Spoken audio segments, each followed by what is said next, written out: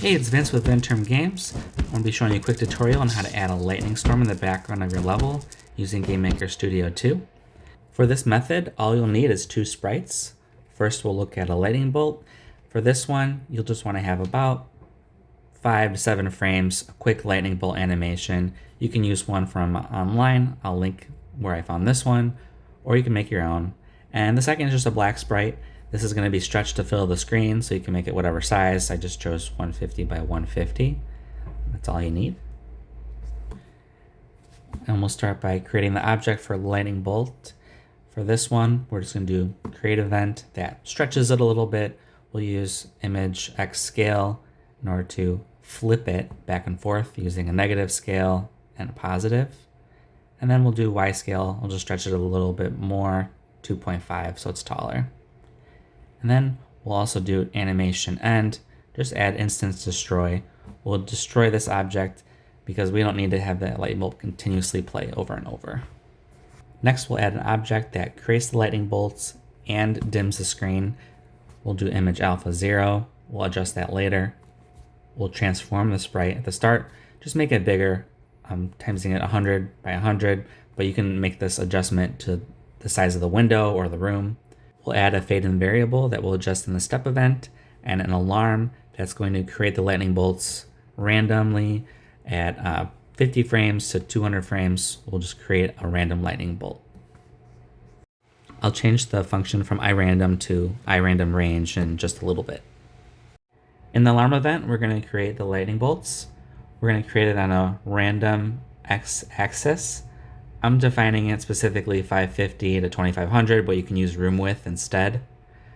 And then we want the lightning bolts to be created over and over, so we're going to call this alarm over and over randomly by using iRandomRange, again 50 to 200, so the lightning bolts just keep coming.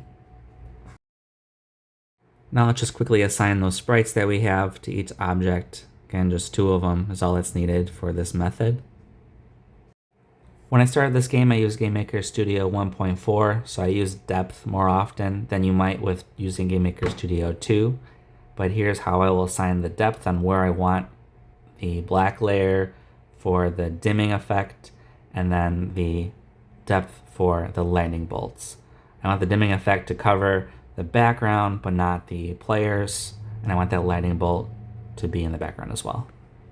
In the room editor of GameMaker Studio 2, you could just drag this object onto whichever layer is appropriate for your background. So what we have so far is lightning bolts that are appearing in the background randomly on the x-axis. The alpha is set to 0 on the dimming effect, so we're not seeing that yet. So let's adjust that in the step event. In the step event, we're going to check for that fade-in variable and adjust the alpha of the sprite accordingly. So we want the sprite to be high alpha or dark when there's no lightning bolts, and we're going to adjust it so the alpha decreases when the lightning bolt's present, so the screen appears brighter. In this example with my game, the room is already light, so I'm using a black sprite to dim the room when there's no lightning bolts. You could do the opposite, use a white sprite, and when the lightning bolts show, increase the alpha, and when the lightning bolts are not present, decrease the alpha of the white sprite. Now for the most important part, check if the lightning bolt exists, and if it does, adjust the fade-in variable. If the lightning bolt object exists in the room, fade-in is 1, otherwise fade-in is going to be 0. You could skip the fade-in variable and just always check for if the lightning bolt exists, but I use a fade-in variable so I can call it in other areas of code if needed to make it cleaner. And that's pretty much it for this. You can see that when the lightning bolt exists, we fade out the dim. When the lightning bolt doesn't exist, we have it dark again, the alpha goes up. Now let's take a look at this in action. As you can see, the room is a little bit dimmer, and when a lightning bolt appears, it's brighter. So that random lightning bolt's appearing, and there's a flash on the screen. And that's it. Now there's a lightning storm in the background.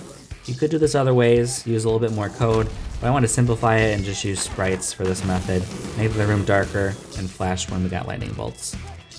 I hope this can help you add some cool lightning storm effects to the background of your game. I'm going to keep working on this game, Nuts Revenge, and posting tips or tutorials whenever I find something cool. So go ahead and subscribe and look out for more.